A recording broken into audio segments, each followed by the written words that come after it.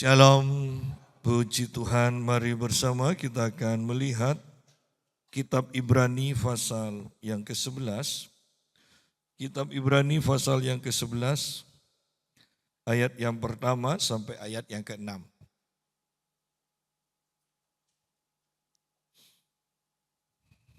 Ibrani 11 ayat yang pertama sampai ayat yang ke-6. Iman adalah dasar dari segala sesuatu yang kita harapkan dan bukti dari segala sesuatu yang tidak kita lihat. Sebab oleh imanlah telah diberikan kesaksian kepada nenek moyang kita. Karena iman kita mengerti bahwa alam semesta telah dijadikan oleh firman Allah. Sehingga apa yang kita lihat telah terjadi dari apa yang tidak dapat kita lihat. Karena iman, Habil telah mempersembahkan kepada Allah korban yang lebih baik atau yang sempurna daripada korban Kain. Dengan jalan itu ia memperoleh kesaksian kepadanya bahwa ia benar. Karena Allah berkenan akan persembahannya itu dan karena iman ia masih berbicara sesudah ia mati. Karena iman Henok terangkat supaya ia tidak mengalami kematian dan ia tidak ditemukan. Karena Allah telah mengangkatnya sebab sebelum ia terangkat ia memperoleh kesaksian bahwa ia berkenan kepada Allah. Tetapi tanpa iman tidak mungkin orang berkenan kepada Allah. Sebab barang siapa berpaling kepada Allah, ia harus percaya bahwa Allah ada dan bahwa Allah memberi upah kepada orang yang sungguh-sungguh mencari Dia. Nah, kita akan berbicara tentang iman di sini, sebagian hal tentang iman. Karena contoh-contohnya begitu banyak tentang iman di sini. Dikatakan iman adalah dasar dari segala sesuatu yang kita harapkan. Nah, bahwa setiap orang itu mempunyai pengharapan dan harus mempunyai pengharapan. Ya. Bahkan ketika kita masih kecil pun kita sudah punya pengharapan. Ya. Ketika kita sekolah kita punya pengharapan. Ketika kita kerja, kita punya pengharapan. Dan seperti yang tidak pernah saya bosan katakan, akhir-akhir ini banyak orang yang mengajarkan kalau memberi jangan mengharapkan apa-apa. Tidak bisa. Kalau menabur jangan mengharapkan apa-apa. Ini adalah pikiran orang gila, saya katakan. Mana ada petani menabur tanpa mengharap panen, tanpa mengharap tuaian. Mana ada orang bekerja itu tidak mengharapkan gaji, tidak mengharapkan upah. Mana ada anak sekolah tidak mengharapkan nilai yang baik, anak sekolah tidak mengharapkan naik kelas. Tidak ada, semuanya itu penuh dengan pengharapan. Ya. Oleh karena itu, kita harus mengerti kebenaran ini. Bahkan di sini dikatakan iman adalah dasar dari segala sesuatu yang kita harapkan. Iman tidak menyalahkan, Tuhan tidak menyalahkan, kita punya pengharapan. Tetapi supaya harapan itu jadi, ya, bahkan di sini diajarkan, supaya harapan itu terjadi, kita harus punya dasar yang kuat. Ya. Iman adalah dasar, kalau boleh saya tambahkan, dasar yang kuat dari segala sesuatu yang kita harapkan. Nah, ya. Dasarnya apa kita berharap? Kita akan diberkati luar biasa, melebihi rata-rata. Dasarnya apa? Dasarnya firman yang mengatakan, aku akan memberi kelimpahan kepadamu. Allahku akan memenuhi segala kebutuhanmu. Di dalam Kristus engkau kaya, tidak kekurangan apa-apa. Ada dasarnya. Orang sakit berharap untuk sembuh. Dasarnya apa? Yesus sudah menanggung segala penyakitku. Yang lemah ingin kuat. Yesus sudah memikul segala kelemahanku. Kalau belum sembuh, kembali kita punya dasar bahwa kita pasti sembuh. Separah apapun, kita pasti sembuh. Dasarnya apa? Oleh bilur-bilur Tuhan Yesus, aku sudah disembuhkan. Dasarnya ada. Masa hanya itu Pak? Masih ada juga. Dikatakan, aku adalah tabibmu di dalam kitab Keluaran. Jadi kalau Yesus adalah tabib, bagaimana mungkin kita tidak sembuh? Bagaimana mungkin kita tidak sehat? Jadi harapan untuk sembuh dasarnya ada, yaitu firman. Ya. Pak, tapi kalau karena dosa, ayatnya ada juga.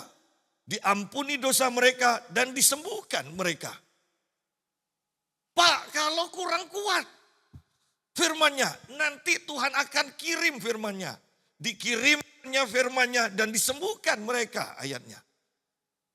Jadi kita lihat di sini bahwa pengharapan tidak salah.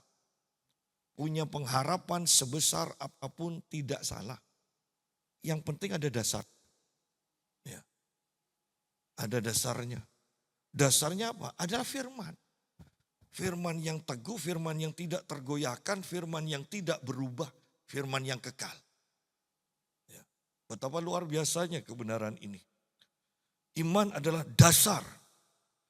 Iman bagaimana iman timbul? Iman timbul dari pendengaran akan firman rema Kristus. Ya, firman rema Kristus.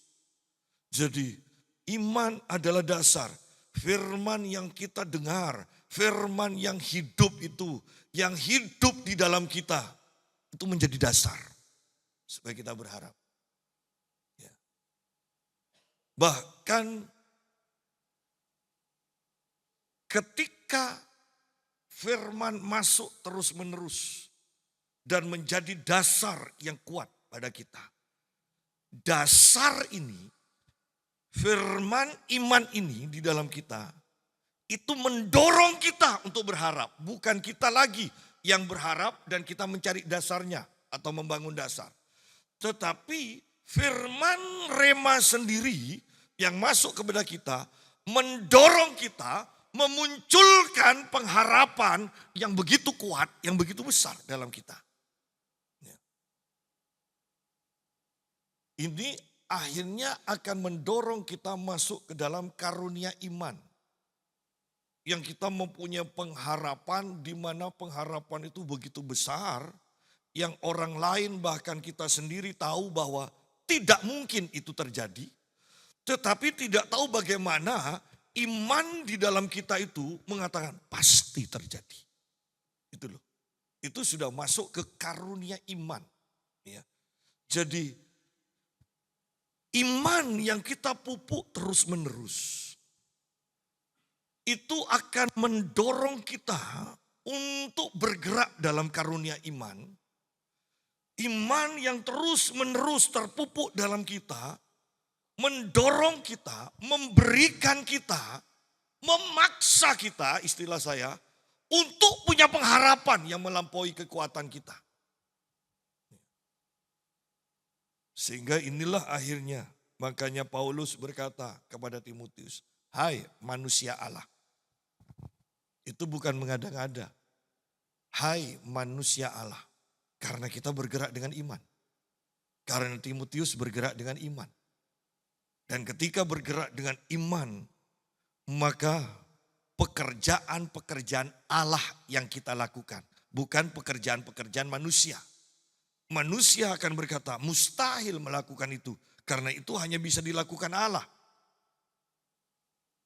Iman membuat kita mampu, iman memberikan kemampuan kepada kita untuk melakukan pekerjaan-pekerjaan Allah. Iman adalah dasar dari segala sesuatu yang kita harapkan. Dari segala sesuatu. Mau soal ekonomi, mau soal kesembuhan, kesehatan, mau soal rumah tangga, mau soal keamanan, mau soal perlindungan, apapun itu. Karena di sini ada kata segala sesuatu yang kita harapkan. Ingin dapat perlindungan, ingin keselamatan, ingin pimpinan, ingin hikmat, ingin keuang, ingin sembuh, sebagainya. Segala sesuatu. Kalau ini begitu luar biasanya, bukankah aneh banyak orang yang tidak sungguh-sungguh membangun imannya dengan benar berdasarkan firman Tuhan. Bahkan bukankah aneh sekali banyak gereja mengurangi jam-jam pengajaran firman Tuhan. Ya. Aneh sekali. Padahal kalau Paulus sudah ngomong sampai larut malam, sampai pagi. Sehingga etikus pun ketiduran. Bukan karena urapan dari Paulus kurang dahsyat.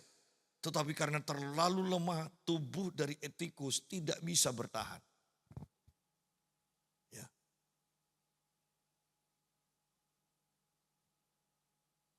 Dan ketika gereja hanya menyampaikan firman, mengajar firman, ya, setengah jam, 20 menit. Saya mau katakan, mengapa itu bisa terjadi? Karena mereka tidak mempunyai pengurapan. Mereka tidak punya firman. Tanpa firman, orang-orang tidak akan mempunyai dasar yang kuat. Tanpa firman, orang-orang akan berkata, sudah apa katanya nanti. Mereka tidak berani berharap. Ya. Saya katakan ketika gereja hanya menyampaikan firman sebentar dan tidak ada pewahyuan. Saya katakan karena mereka tidak diurapi Tuhan. Tanpa membanding-bandingkan secara logika saja. Dari semua rasul kita percaya bahwa Rasul Paulus adalah rasul yang terbesar. Rasul yang paling diurapi. Dan kita lihat hasilnya yaitu kitab suci perjanjian baru. Suratan-suratan paling banyak, paling penuh pewahyuan adalah dari Paulus. Jadi mari kita lihat kebenarannya ini. Sehingga jangan senang. Gereja, jemaat, terutama di perkotaan, itu begitu senang. Ya, kalau firmannya sebentar. Amin, firman Tuhan. Oh lega, kita bilang. Loh, kok bisa seperti itu? Kok tidak pernah mengatakan, mana firmannya? Kok sebentar? Masih belum apa-apa. Belum dikunyah kok sudah selesai. Iya kan? Seharusnya kan itu respon kita. Dulu di Pamekasan, kalau sudah bilang GPPS, gereja-gereja lain, apa, tidak enak, firmannya panjang. Ya. Firmannya panjang, karena mereka tidak punya firman. Saya katakan, mereka tidak punya firman. Pendeta mau khotbah agak panjang, majelisnya ngamuk. Itu bisa dipindah pendetanya loh. Jadi mari di akhir zaman ini kita persiapkan sungguh-sungguh. Iman adalah dasar dari segala sesuatu yang kita harapkan. Ingat, tidak salah punya pengharapan. Yang penting Anda punya dasar supaya bukan hanya sekedar pengharapan, tetapi sesuai dengan kitab Roma pasal 5 bahwa pengharapan itu tidak akan mengecewakan. Bagaimana tidak mengecewakan? Karena itu terkabul, terjadi. Kok bisa terjadi? Karena ada dasarnya yang membuat itu bisa terjadi, yaitu iman. Ya. Dan bukti dari segala sesuatu yang tidak kita lihat. Bukti. Ini kalau di pengadilan manusia, suruh ngajukan bukti. Ada Pak buktinya, mana? Ya tidak kelihatan Pak, tidak akan diterima sudah. Ya, tidak akan diterima. Bukti harus ada supaya apa yang kita klaim, apa yang kita harapkan, apa yang kita percayai itu terbukti. Ya. Bukti dari segala sesuatu yang tidak kita lihat. Bahwa iman itu adalah bukti. Tidak kelihatan. Oh iya, itu di alam roh. Itu di alam roh. Bukti dari segala sesuatu yang tidak kelihatan, supaya lebih jelas saya tambahkan, tetapi kelihatan secara roh. Kalau terjemahan lain mengatakan bukti yang jelas bahwa apa yang tidak terlihat sebenarnya ada. Ya. Terjemahan lain mengatakan bukti yang jelas bahwa apa yang tidak terlihat, ya, orang yang punya iman walaupun tidak terlihat secara jasmani, tetapi percaya bahwa itu ada sebenarnya. Ya. Kadang kan kalau soal uang misalnya, lakukan enggak ya?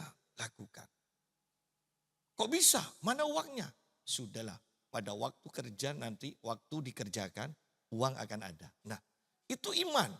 Tetapi ingat, kalau tidak punya iman, kalau belum melihat yang tidak kelihatan itu, jangan coba-coba praktik seperti itu. Ya. Ingat dulu ketika kita membangun gereja ini, dikatakan minimal 750 juta. Kok berani mulai membangun? Karena percaya, iman. Bukti bahwa yang belum kelihatan sebenarnya sudah ada. Ya. Dan tidak mudah loh kita seperti kita membangun tapi tidak pernah berhenti, ya kan? Padahal uang tidak ada, tidak cukup. Tidak mudah. Karena kita hidup dengan iman. Itu loh. Bukti yang jelas, perhatikan di sini, bukti yang jelas bahwa apa yang tidak terlihat sebenarnya ada. Itu kalau ditambahkan di dalam kitab Amplified Bible itu yang sempurna. Jadi satu kata itu artinya 5 itu ditulis semua. Itu dijelaskan begini. Dalam kurung itu keyakinan, kepastian, substansi, wujud, akte kepemilikan. Nah, kalau sudah punya orang kan kalau sudah beli tanah walaupun belum lihat kan, kalau belum lihat bangunannya, kalau sudah aktenya diperlihatkan, kan kita sudah tenang, sudah pasti. Ya. Jadi itulah iman. Iman itu begitu dalamnya. Iman itu harus masuk menjadi pengalaman kita. Bukan hanya sekedar teori. Iman bukti dari segala sesuatu yang tidak kita lihat, yang tidak kelihatan secara jasmani, tetapi kelihatan secara rohani. Oleh karena itu, kalau orang sakit, ya, orang sakit parah, yang diucapkannya, yang dibayangkannya adalah sakit ini tidak akan sembuh. Ini kesempatan saya tinggal sebentar, saya pasti mati. Orang itu pasti mati. Kenapa? Tubuhnya belum mati, tetapi yang dia lihat di alam pikirannya, di alam rohnya, dia mati. Ya. Dan waktunya tidak lama lagi. Apa yang dia lihat, apa yang dia perkatakan, itu yang kemudian terjadi. Ya. Sama ketika kita sakit. Tetapi kita bisa bayangkan atau bayangan itu muncul. Kita itu pergi ke mall, kita rekreasi loh. Kok bisa jalannya kok cepat? Maka itu ketika kita mempercayai itu adalah iman, bukti yang tidak terlihat, tetapi ada. Tetapi itu yang akan terjadi ke depannya. Ketika kita mempercayai, itulah yang disebut bertindak dengan iman. Mengapa tidak punya uang kok bisa tenang? Karena yang tidak kelihatan secara jasmani, kita sudah lihat secara rohani. Sehingga walaupun secara jasmani sekarang belum punya uang, kita tetap tenang. Kita tidak berpikir dalam ketakutan, besok makan apa ya? Besok sudah ada. Karena ayatnya juga ada. Selalu baru rahmat Tuhan setiap pagi. Bukan besok senja, pagi aja Tuhan sudah siapkan yang baru. Bagaimana bisa ketakutan kalau kehidupan iman seperti itu? Ya. Jadi bukti dari segala sesuatu yang tidak kita lihat. Wujud dari segala sesuatu yang tidak kita lihat secara jasmani, tetapi kelihatan wujudnya secara rohani.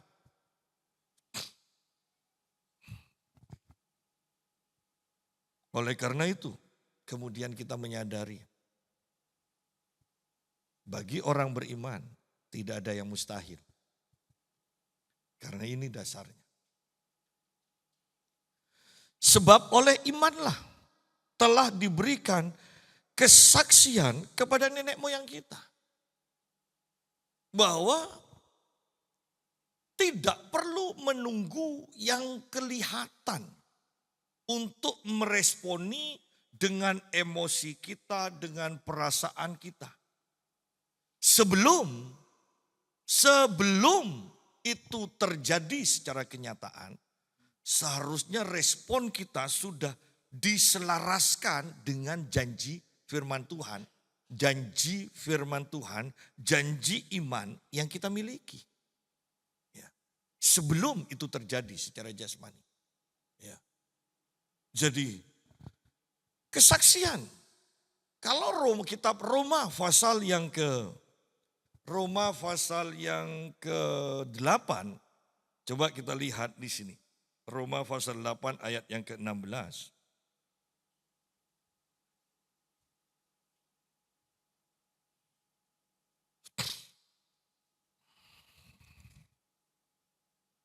Dikatakan roh itu, Roh Kudus bersaksi bersama-sama dengan roh kita. Bahwa kita adalah anak-anak Allah. Orang lain akan berkata, bahkan kita kalau berpikir hanya secara jasmani mengatakan, siapa kita, model kita seperti ini kok anak Allah. Tetapi Roh Kudus bersama roh kita bersaksi. Ini ada suara, ini ada sesuatu yang menegaskan di dalam. Iya, kamu itu memang anak Allah. Tapi ini kebiasaan jelek saya kok belum. Ya kan, mungkin bisikan lain berkata, kok belum hilang? Tidak masalah ketika engkau hidup dengan kesaksian ini terlebih dahulu. Nanti yang di luar itu akan menyesuaikan diri dengan yang ada di dalam ini. Kesaksian, sekarang belum kelihatan. Iya, tapi kamu itu sudah anak Allah. Ya. Jadi ada kesaksian di sini. Ada kesaksian. Ya. Demikian pula kembali kepada pembahasan kita. Demikian pula nenek moyang kita dikatakan di sini. Oleh imanlah telah diberikan kesaksian kepada nenek moyang kita. Kalau Anda perhatikan bahkan dari Abraham, bukankah Abraham hidup berdasarkan kesaksian batin saja? Dia menerima janji bahwa dia akan menjadi bapak segala bangsa. Tetapi ingat, pada waktu Abraham hidup, yang pasti dia hanya punya satu keturunan yang pasti. Belum menjadi bangsa. Tetapi apakah Abraham mempercayai? Iya, ada kesaksian batin.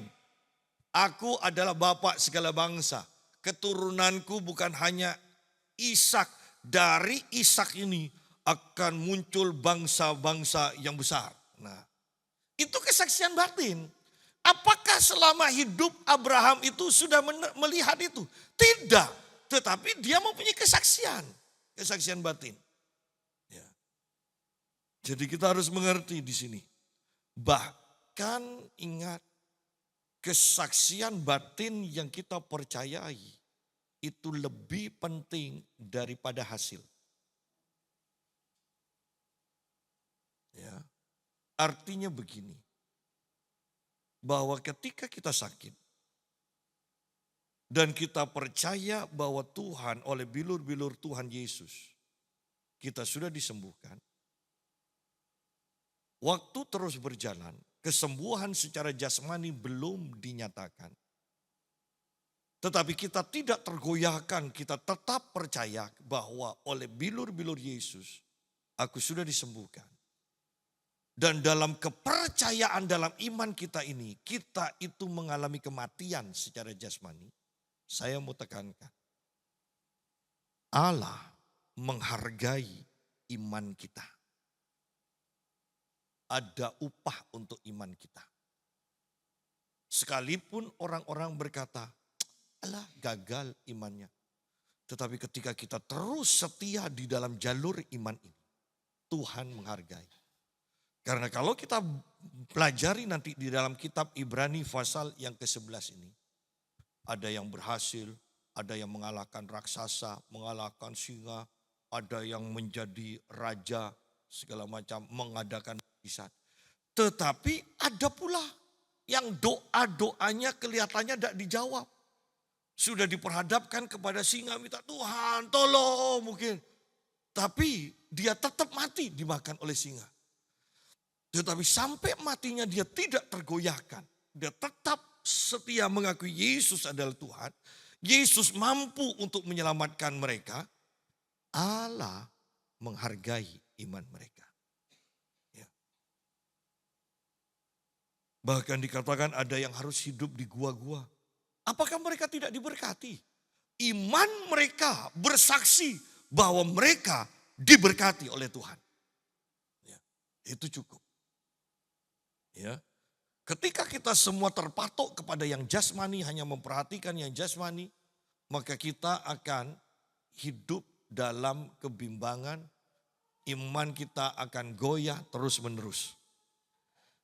Ayat yang ketiga, karena iman kita mengerti, iman memberikan pengertian. Ya.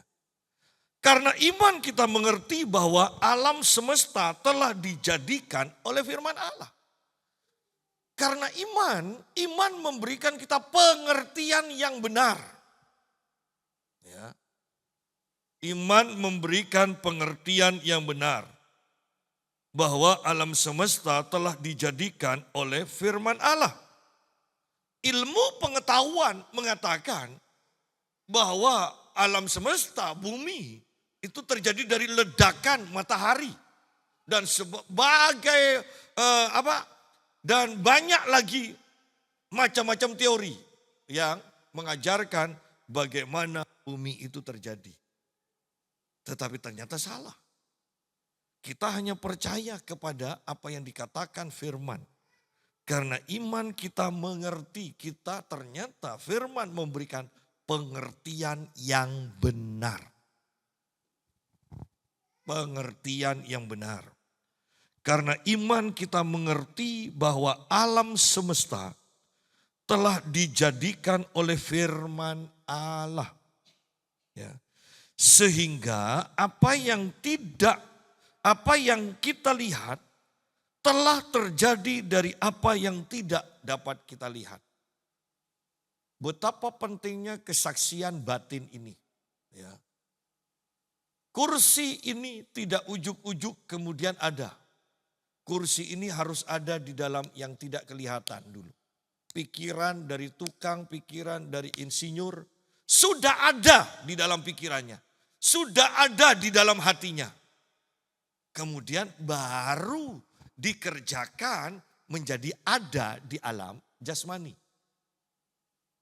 Jembatan Suramadu sudah ada di dalam pikiran arsiteknya. Itu sudah ada. Sebelum jembatan Suramadu itu kelihatan secara jasmani. Bisa disentuh. Itu sudah ada di dalam pikirannya. Nah, saya tanpa bosan mau berkata, oleh karena itu betapa pentingnya membayangkan, merenungkan firman Tuhan. Ketika Tuhan berkata, engkau sudah sembuh. Di dalam pikiran kita sudah harus melihat bahwa kita mulai berjalan, kita mulai bisa makan enak. Dulu yang tidak bisa kita makan, yang bikin kita mual. Sekarang kita makan itu, ini sudah ada. Ya, sudah ada. Kalau Anda melihat pelayanan dari A.A. Allen, seorang hamba Tuhan yang luar biasa. Dia sudah melihat bahkan orang yang sudah berbulan-bulan kena kanker stadium akhir, berbulan-bulan tidak bisa makan, bahkan minum pun dia akan muntah. A.A. Allen sebelum mendoakan orang sakit ini, dia sudah sediakan minuman dan makanan, bubur. Dia sudah sediakan. Selesai dia berdoa, dia tidak lihat tanda kehidupan orang itu, tetapi dia langsung silakan diminum. Dan ternyata tidak muntah. Silakan dimakan dan ternyata tidak muntah. Mengapa? Karena A.A. Allen sudah melihat itu. Sebelum itu terjadi secara jasmani. Ya. Jadi kita lihat di sini bagaimana iman itu bekerja. Karena iman kita mengerti bahwa alam semesta telah dijadikan oleh firman Allah. Sehingga apa yang kita lihat telah terjadi sebelumnya itu sudah ada. Tetapi belum kelihatan, kan seperti itu. Ya. Jangan remehkan pikiran yang tiba-tiba muncul, bayangan-bayangan yang muncul di dalam kita. Jangan-jangan Tuhan yang sedang membangun iman di dalam kita. Percayai itu. Percayai itu. Saya ingat dulu ketika saya masih pengerja, saya berkata pada istri saya, satu saat saya akan khotbah di luar negeri. Dan kalau saya khotbah di luar negeri, saya tidak mau khotbah kepada orang Indonesia yang ada di luar negeri. Dan istri saya berkata, apa? Di luar negeri, belajar bahasa Inggris. Dan saya katakan, loh saya diurapi, ada yang mustahil. Iya, tapi khotbah di luar negeri. Belajar bahasa Inggris, dia bilang. Saya kembali katakan, tapi saya diurapi. Sampai akhirnya saya khotbah di Malaysia. Dan saya katakan, bagaimana? Dan istri saya katakan, ya, percaya. Tetapi lihat di sini, dasarnya apa? Hanya yang timbul, kesaksian batin saja. Yang keluar lewat ceplosan omongan seperti bergurau. Tetapi itu tidak tergoyahkan. Dan itu terjadi. Saya ingat ketika saya ikut pertandingan karate. Saya katakan begini. Nanti bawakan trofi saya ya. Oh teman-teman saya kata, alah dak keluar digotong aja kamu sudah luar biasa katanya. Kemudian teman saya yang lain berkata, kalau saya ndak muluk-muluk. Pokoknya tidak kalah babak pertama, itu sudah luar biasa. Dan itu pun terjadi. Dan dari satu tim ini, hanya saya yang bawa trofi. Lihat di sini bahwa ada kesaksian batin. Banyak orang sebenarnya meremehkan atau membatalkan kesaksian batin. Seringkali kesaksian batin untuk menjadi kenyataan itu butuh keteguhan, ya, keteguhan kita, kekonsistenan di dalam mengucapkan. Ya. Jangan berubah-ubah. Sekarang aku percaya, besok kira-kira jadi apa enggak ya? Ya. Besoknya lagi aku percaya, besoknya lagi kok mustahil kelihatannya. Ya sudah, kitab Yakobus katakan, engkau tidak bisa, tidak akan dapat apa-apa dari sikap yang seperti itu. Ya. Pak, kalau sudah semakin kelihatannya jauh tapi kita tetap mengakui. Kan dikatakan orang gila. Memang orang yang bertindak dengan iman, sungguh-sungguh hidup dalam iman, pasti dikatakan gila. Karena iman tidak bisa dimengerti oleh orang-orang biasa. Iman itu ranahnya Allah sendiri. Perhatikan. Iman itu adalah ranahnya Allah sendiri. Ketika dia menciptakan terang, pada waktu itu belum ada setitik terang pun. Tetapi Allah tanpa bimbang dia berkata, jadilah terang. Maka terang itu terjadi. Allah tidak mengatakan jadilah terang karena dia sudah melihat ada tanda-tanda ini akan jadi terang. Tidak. Sepenuhnya gelap. Ketika Allah mengucapkan itu, baru itu terjadi. Demikian pula kita ingat Kejadian pasal pertama, Allah menciptakan kita serupa dan segambar dengan Allah. Berarti cara kerjanya yang benar seharusnya Allah menginginkan kita mempunyai cara bekerja, cara berpikir seperti Allah. Bagaimana bisa kita mempunyai cara berpikir dan cara kerja seperti Allah kalau kita tidak mempunyai dan tidak menyukai firman Tuhan? Ayat yang keempat. Karena iman, Habil telah mempersembahkan kepada Allah korban yang lebih baik. Korban yang sempurna daripada korban Kain. Dengan jalan itu ia memperoleh kesaksian kepadanya bahwa ia benar. Karena Allah berkenan akan persembahannya itu. Dan karena iman ia masih berbicara sesudah ia mati. Nah, mari kita lihat sekarang tentang Habil. Karena iman, karena iman dikatakan. Berarti Habil sudah diajar kebenaran oleh orang tuanya. Sehingga Habil bertindak dengan iman. Karena iman Habil telah mempersembahkan kepada Allah korban yang sempurna, korban yang lebih baik. Berarti kembali lihat di sini, orang yang beriman pasti mempersembahkan korban kepada Allah. Orang yang beriman pasti akan memberi persembahan kepada Allah. Orang yang beriman bertindak dengan imannya akan memberikan persembahan korban yang baik. Ya. Kalau korban itu tidak baik, ya kita memberi. Lah orang lain memberi, masa saya tidak memberi? Ikut-ikutan memberi. Nah, di sanalah ketika kita memberi, itu ada kesaksian kok. Apakah pemberian kita itu benar? Apakah pemberian kita itu benar? Apakah pemberian kita itu diterima oleh Tuhan atau ditolak oleh Tuhan? Ada kok kesaksian batin. Nah, banyak orang itu menghalau pikiran ini. Persembahanku ini kok tidak diterima oleh Tuhan. Dan kita menghibur diri sendiri, menipu diri sendiri. Endaklah. Namanya korban, namanya persembahan, berapapun pasti diterima oleh Tuhan. Tidak seperti itu. Karena di sini bukan hanya soal diterimanya, tetapi Allah berkenan atau enggak. Dan itu ada kesaksian batin. Ada kesaksian batin. Kalau di dalam perjanjian lama, Habil tahu korbannya itu diterima oleh Tuhan. Kain tahu bahwa korbannya ditolak oleh Tuhan. Kain tahu kok. Habil tahu kok. Masa kita tidak tahu orang-orang perjanjian baru ini?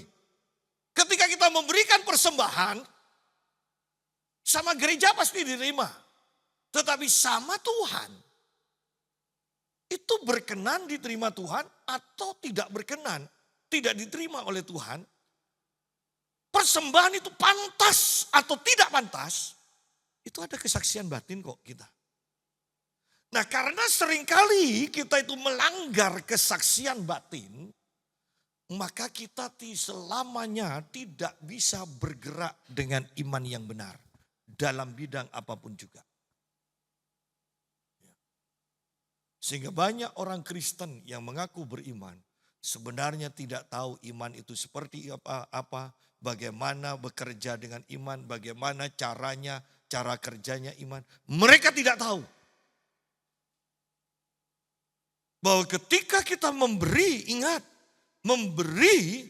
memberi persembahan yang baik, apakah itu baik atau kurang baik atau tidak baik, itu ada kesaksian batin kok.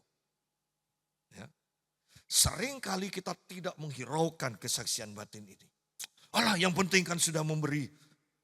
Roh Kudus dan roh kita mengatakan, iya, tapi itu kurang. Ya. Yang penting kan sudah memberi, ini pakaian bekas masih baru. Tapi yang diinginkan waktu itu tidak salah memberi pakaian bekas yang baru. Perhatikan, tidak salah. Tetapi kalau Tuhan pada waktu itu menginginkan kita memberi dengan membelikan pakaian yang baru. Dan kesaksian batin ketika kita tidak taat dengan itu, kita melakukan menurut kehendak kita sendiri. Ada kesaksian batin. Engkau salah. Bukan itu yang diinginkan Tuhan. Tapi kita maksa, alah yang penting kan sudah taat memberi. Tapi tidak sesuai. Ya. Nah, seringkali di sini kita itu kemudian dalam perjalanan iman selanjutnya kita gagal dan tidak mengerti dan tidak bisa untuk terus berjalan dengan iman yang benar. Karena kita tidak pernah meresponi kesaksian batin di dalam kita. Ya. Seseorang yang beriman itu pasti akan memberikan persembahan yang baik, persembahan yang benar. Ya, pasti. Tidak mungkin orang beriman itu tidak suka memberi persembahan. Karena iman Habil telah mempersembahkan kepada Allah korban yang lebih baik, yang lebih sempurna daripada korban Kain. Ingat, Kain pun memberi persembahan. Tetapi tidak baik. Tidak berkenan kepada Allah. Tidak sempurna di hadapan Allah. Tidak sempurna. Ingat janda miskin, Tuhan memperhatikan pemberian di bait Allah. Ya.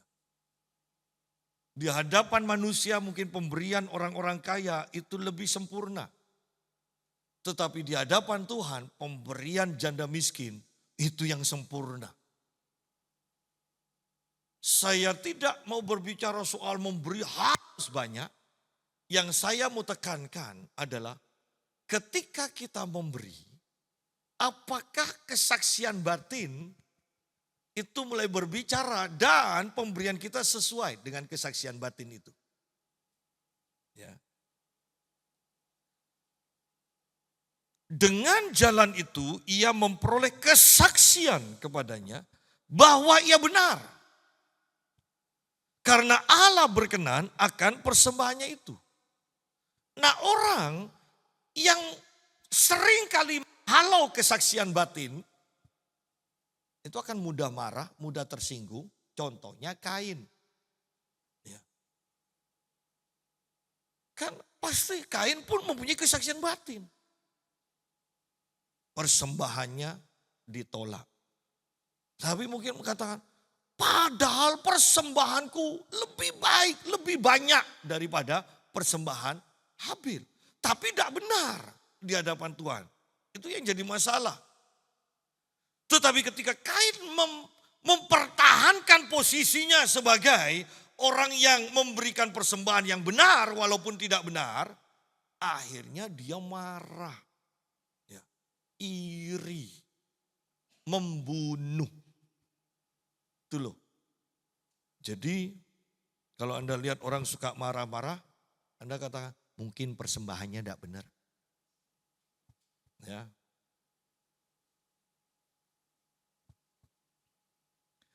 Dan karena iman, ia masih berbicara sesudah ia mati. Saya sederhanakan aja. Iman membawa kita ke dalam kekekalan. Pekerjaan iman tidak pernah akan bisa dikatakan selesai ketika kita mati. Pekerjaan iman itu akan terus berlanjut. Ya. Jangan berkata juga, itu kan karena ada saya. Oh tidak. Kalau itu memang pekerjaan iman itu ada atau tidak ada kita, itu akan terus berlanjut. Ya. Itu pekerjaan iman. Karena kita hidup dengan iman. Seringkali kita mendapatkan kesaksian atau melihat. Kita berdoa untuk anak kita supaya bertobat, supaya hidup benar. Selama hidup kita, sampai kita mati, kita tidak melihat keturunan kita menjadi orang benar. Tetapi ingat, pekerjaan iman tidak selesai pada waktu kita mati. Ketika kehidupan terus berlanjut, kita sudah mati, anak yang kita doakan bertobat dan berubah. Berubah luar biasa sesuai dengan apa yang kita doakan dengan iman. Padahal kita sudah mati. Tetapi doa-doa kita ternyata terus berlanjut. Ya. Dulu sama dengan Habil sudah mati.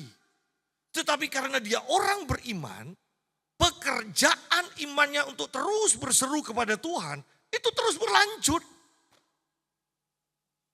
Berseru sekalipun dia mati secara jasmani. Tetapi iman tidak pernah mati.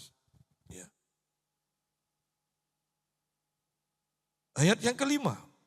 Karena iman Henok terangkat supaya ia tidak mengalami kematian dan ia tidak ditemukan. Bahwa untuk mengalami pengangkatan kita butuh iman.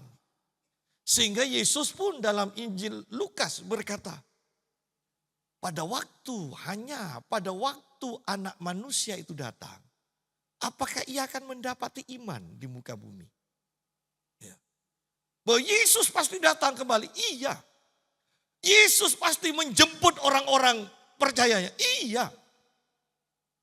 Tetapi yang bisa terangkat hanya orang yang hidup dalam iman secara konsisten. Ya.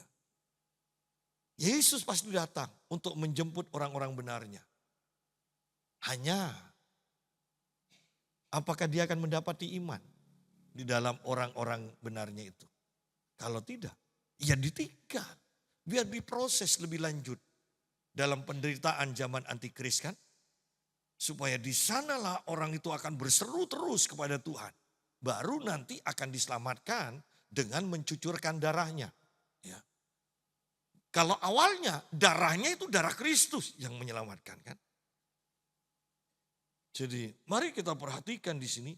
Karena iman Henok terangkat. Karena iman juga orang-orang percaya itu akan terangkat. Tanpa iman Anda tidak akan mengalami pengangkatan. Dengan perbuatan baik Anda tidak akan mengalami pengangkatan. Hanya dengan iman. Henok terangkat, orang percaya terangkat karena iman. Ya. Pengangkatan terjadi karena iman. Supaya ia tidak mengalami kematian. Kita tidak mengalami kematian. Dan dalam sekejap kita tidak ditemukan juga di muka bumi. Ya. Karena Allah telah mengangkatnya. Bukankah luar biasa ayat ini? Tetapi ini lihat, sebelum ia terangkat, ia memperoleh kesaksian. Nah kembali, bahwa ia berkenan kepada Allah. Pikiran benar atau salah, ada kesaksian batin. Pekerjaan kita benar atau salah, ada kesaksian batin. Oleh karena itu, kita tidak boleh hanya mengandalkan ukuran secara jasmani. Tiap orang beda.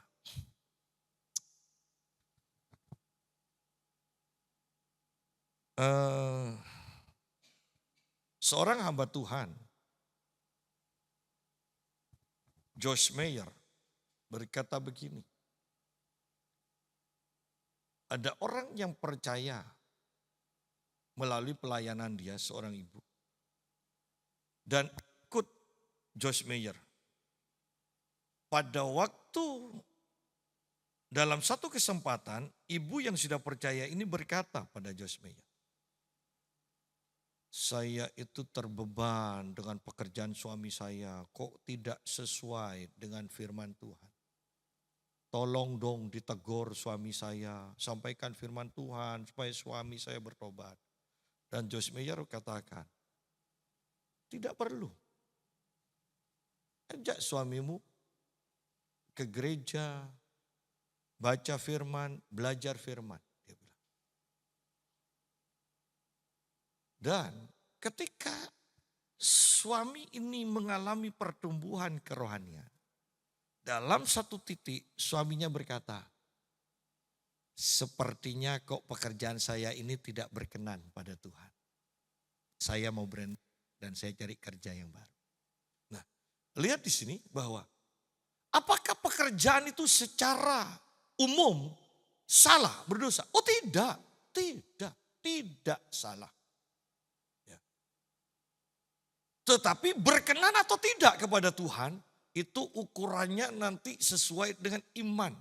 Sementara kau tidak punya iman, tidak ada yang salah dengan apa yang kau kerjakan. Karena itu memang tidak melanggar hukum.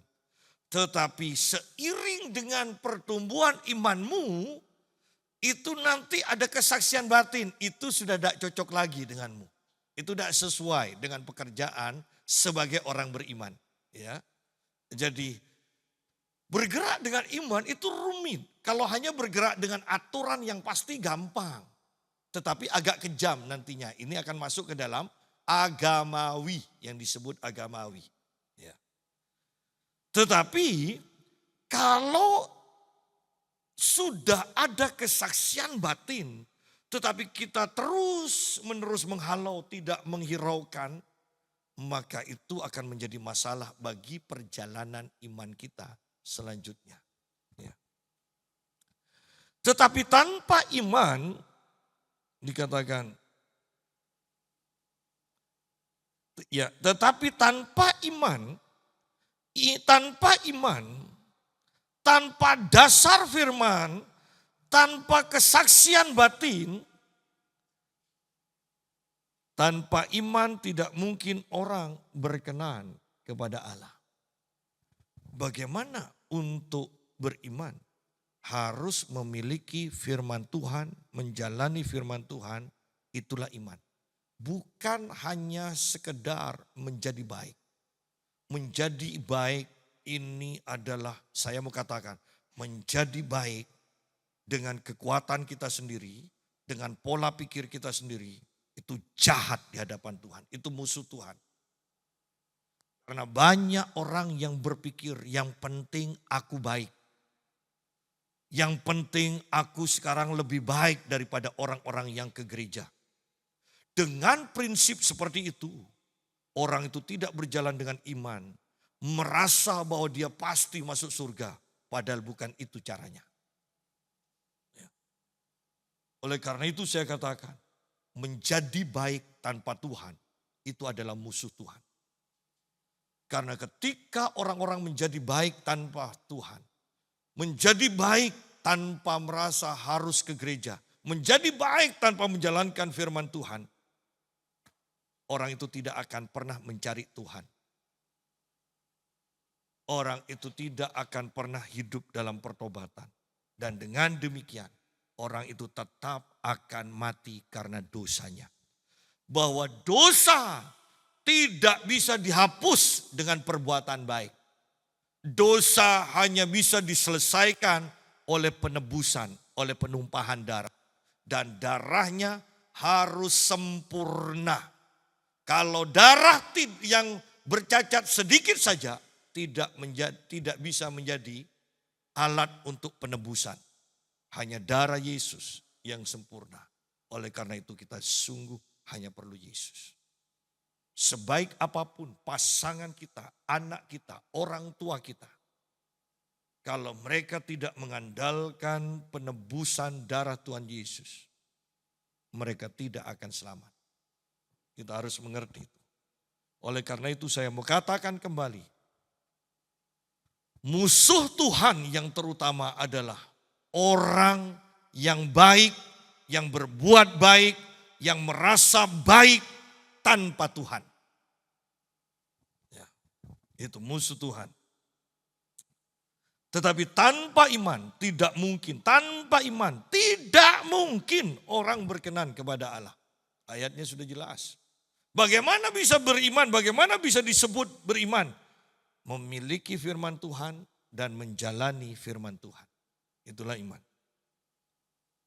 Sebab barang siapa berpaling kepada Allah, barang siapa berpaling kepada Allah, barang siapa bertobat, barang siapa menerima Yesus sebagai Tuhan dan Juru Selamat, ia harus percaya bahwa Allah ada. Ya, tidak ateis. Ia harus percaya bahwa Allah ada. Kalau Allah ada, berarti Allah akan mengawasi kita. Sehingga kita pun harus punya kesadaran bahwa setiap langkah hidup kita diawasi oleh Tuhan. Karena Tuhan sungguh-sungguh ada. Sehingga ketika kita mempunyai kesadaran Allah mengawasi kita, kita akan hidup, berusaha untuk hidup benar. Sesuai dengan firman Tuhan. Dan bahwa Allah memberi upah bukan kepada semua orang. Memberi upah kepada orang yang sungguh-sungguh mencari Dia. Saya sederhanakan, orang yang mengutamakan, memprioritaskan Tuhan.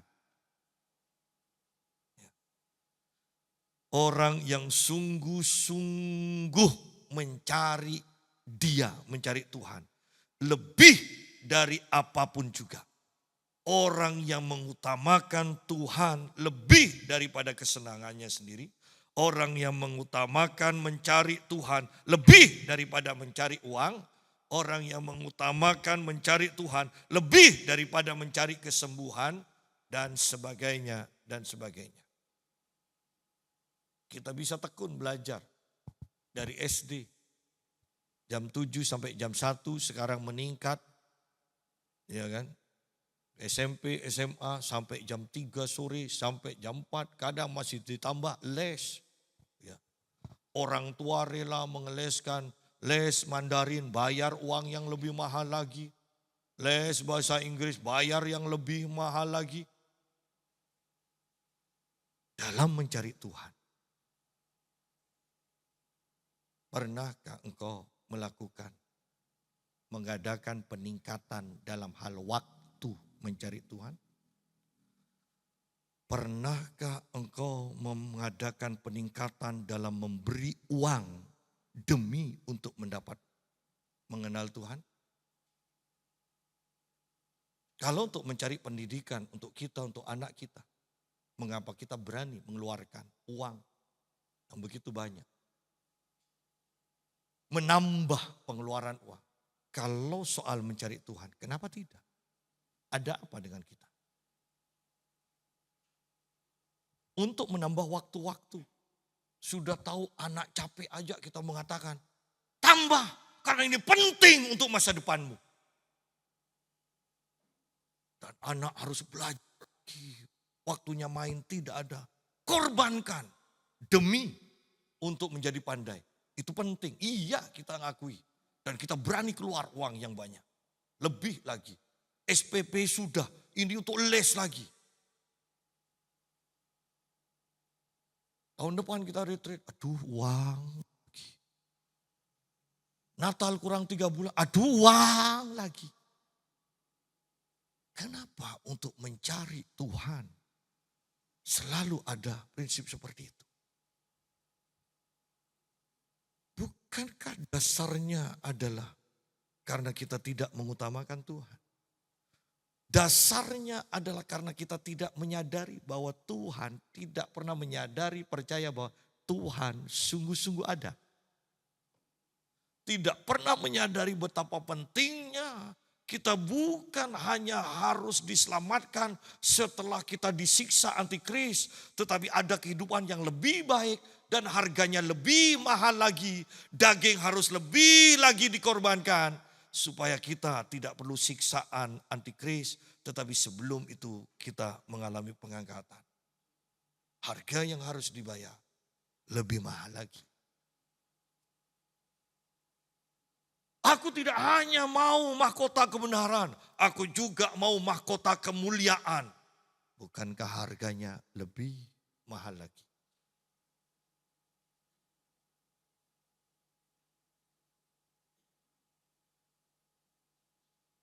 Allah memberi upah kepada orang yang sungguh-sungguh mencari Dia.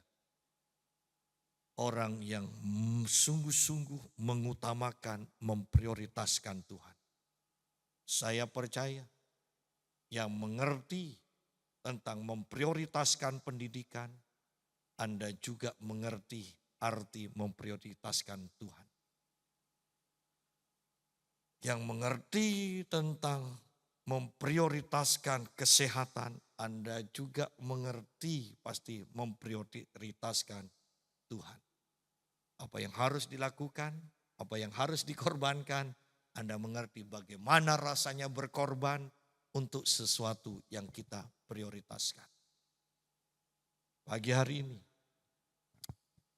seberapa banyak kita yang hadir? Saya sepertinya merasakan saya berkhotbah dan khotbah saya sangat bagus pagi hari ini. Penuh dengan pewahyuan. Saya merasakan Roh Allah sedang bekerja. Dan kita akan memeteraikan ini dengan perjamuan kudus. Bahwa kita adalah orang beriman. Yang bergerak dengan iman. Yang selalu diselaraskan karena ada kesaksian batin dalam kita. Ingat, kita diciptakan serupa dan segambar dengan Allah. Oleh karena itu cara kerjanya juga harus sama dengan Allah. Kita akan persiapkan diri kita untuk perjamuan kudus. Ini adalah perintah langsung dari Tuhan Yesus untuk melakukannya. Pasti ada upah itu di baliknya. Yang sakit disembuhkan, yang lemah dikuatkan. Kita tidak akan pendek umur, kita akan menggenapi umur yang sudah ditetapkan oleh Tuhan bagi kita.